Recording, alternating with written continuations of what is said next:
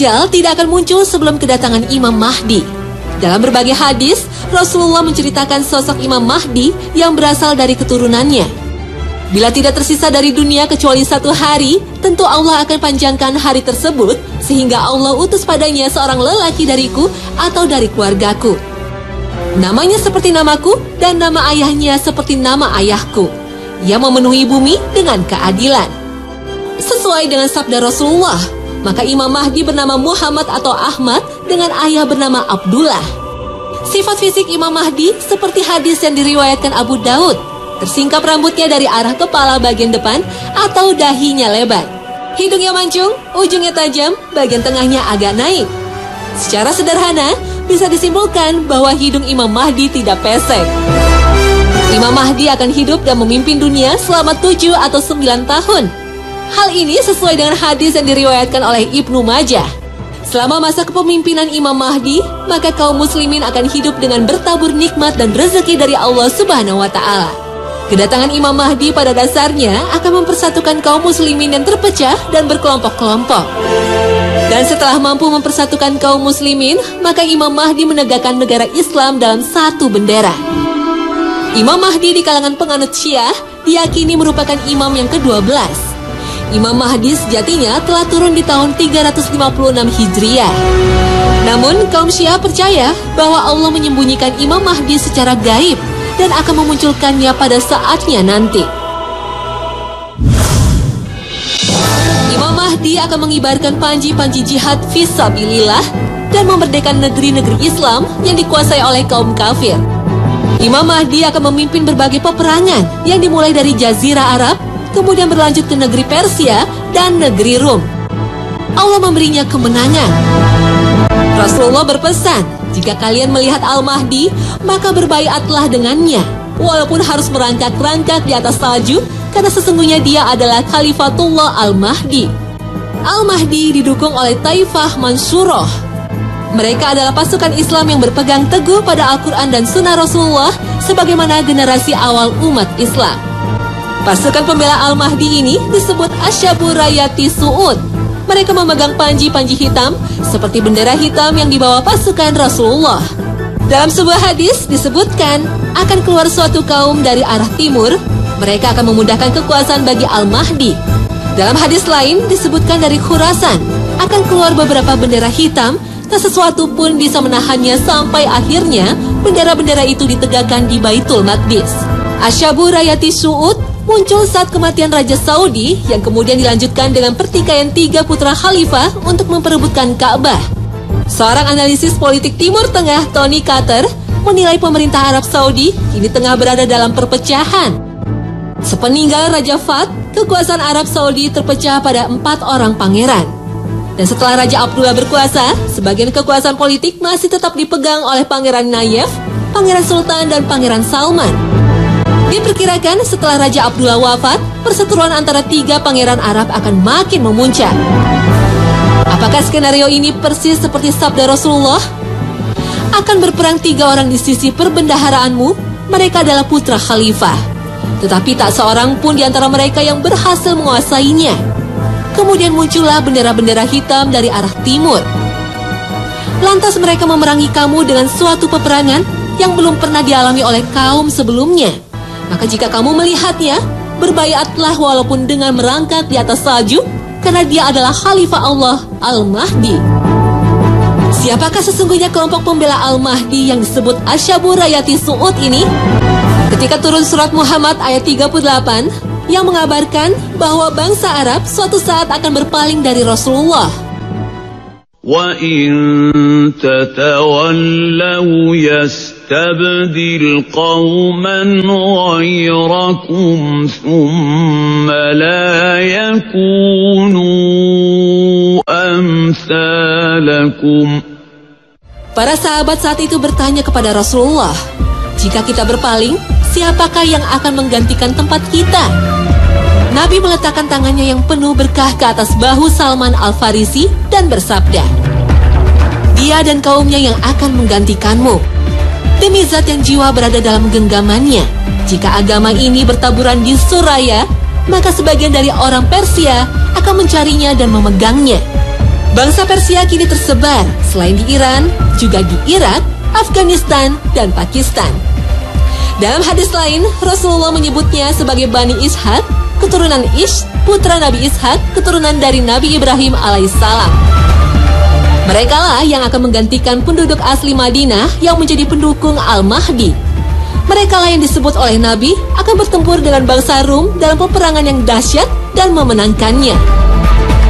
Sebagian para ulama menilai kelompok Taliban di Afghanistan yang saat ini ditakuti oleh pasukan Amerika Serikat menjadi cikal bakal kelompok pendukung Al-Mahdi. Meskipun kaum muslim fundamentalis ini sering dirusak citranya oleh media barat, namun karakter dan kehidupan mereka dianggap lebih cocok sebagai kaum militan yang teguh menegakkan ajaran Islam secara utuh. Mereka juga memiliki keahlian tempur yang hebat sebagai bekal menjadi pasukan Al-Mahdi. Pandangan ini belum tentu benar, tapi belum tentu salah juga. Hanya Allah yang Maha Tahu siapakah sesungguhnya kaum yang paling berhak menjadi pembela Al-Mahdi. Wallahu a'lam.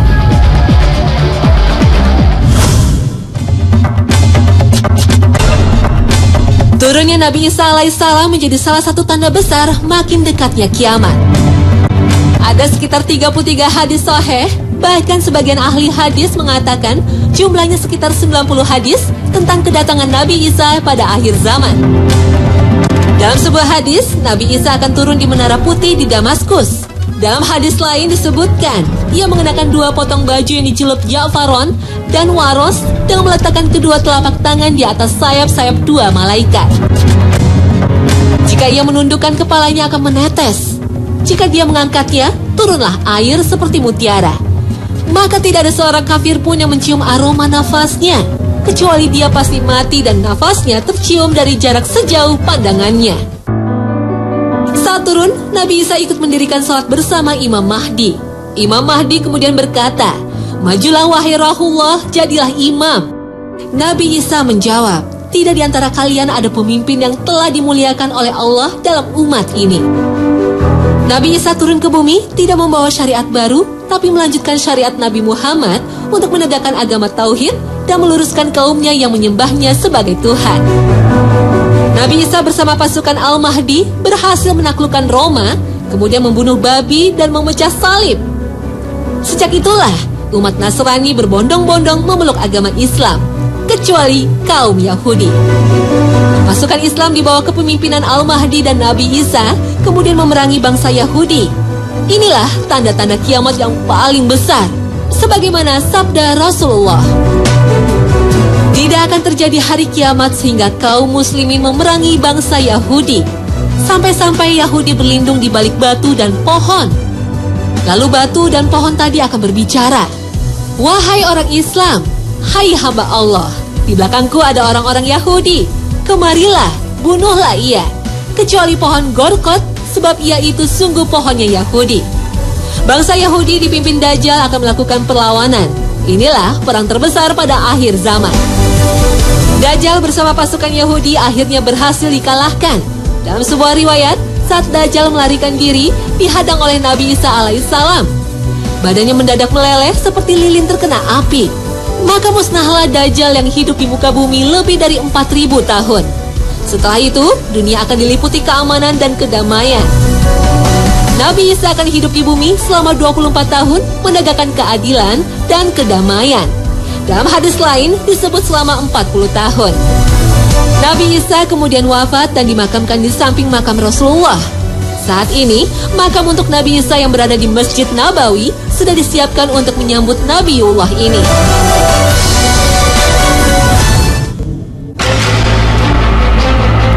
Turunnya Nabi Isa alaihissalam ke muka bumi ini merupakan tanda yang jelas datangnya hari kiamat.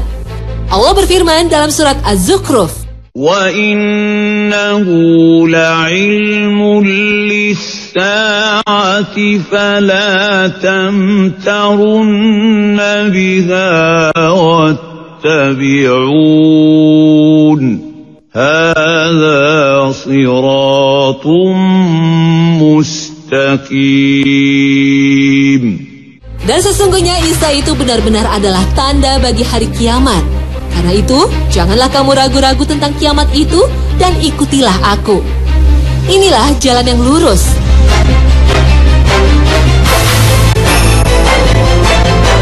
Turunnya Nabi Isa, juga kedatangan Al-Mahdi untuk menumpas Dajjal merupakan tanda-tanda akhir zaman yang wajib kita percayai. Maha benar Allah dengan segala firman-Nya.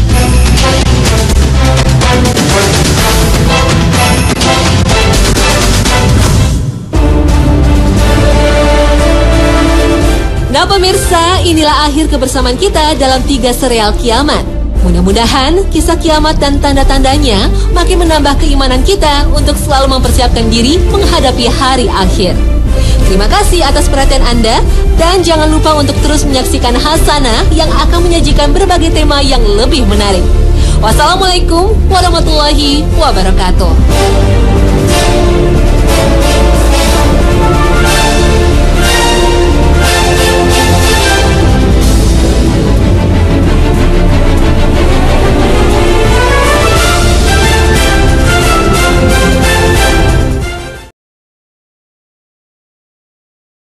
So we'll start from the front and rotate in his fashion.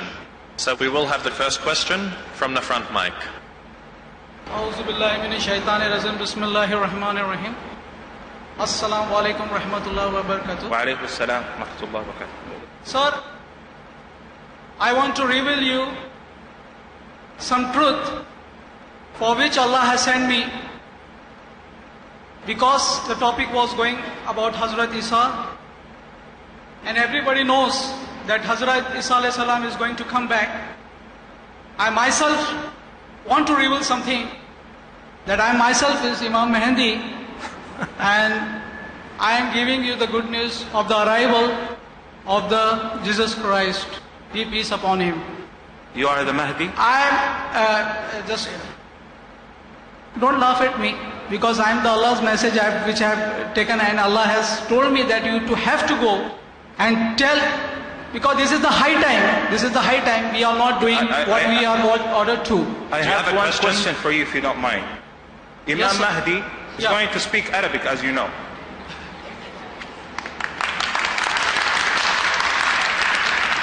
A'udhu billahi minash shaitanir rajim. Bismillahirrahmanirrahim. Alhamdulillahi rabbil alamin. Ar-Rahmanir Rahim. Maliki yawmiddin. Iyyaka na'budu wa iyyaka nasta'in. Ihdinas siratal mustaqim. Brother, this is not enough. Every one of us, even the person who's Allah chooses as American as it could be, who accepted Islam yesterday, and he knows how to recite the Quran, could recite what we recited. But I'm going to tell you something. When I was in the US, I had a similar call, was surprisingly also from another Mahdi, but he was American. So he told me that I'm the Mahdi. So I asked him the same question. I told him, brother, do you speak Arabic? Mahdi is going to speak Arabic. He said, fortunately, no. So brother, please, if you don't mind, I think the question that I asked you was enough. And to be honest with you, as to just save faces, there is no need for more embarrassment. So if you don't mind, you can have a seat. I would like to tell you one more thing, because it's a big thing, that, hello, you are not listening to me? It's his question and answer time. The only reason why I let it go on a little bit longer is because I wanted to see what would happen. I have not come here to just... Please, if anyone does have a question, I will sit. we'll have the next question. I have told my thing. Otherwise, we'll go to the question from the sister at the back. Go ahead, sister.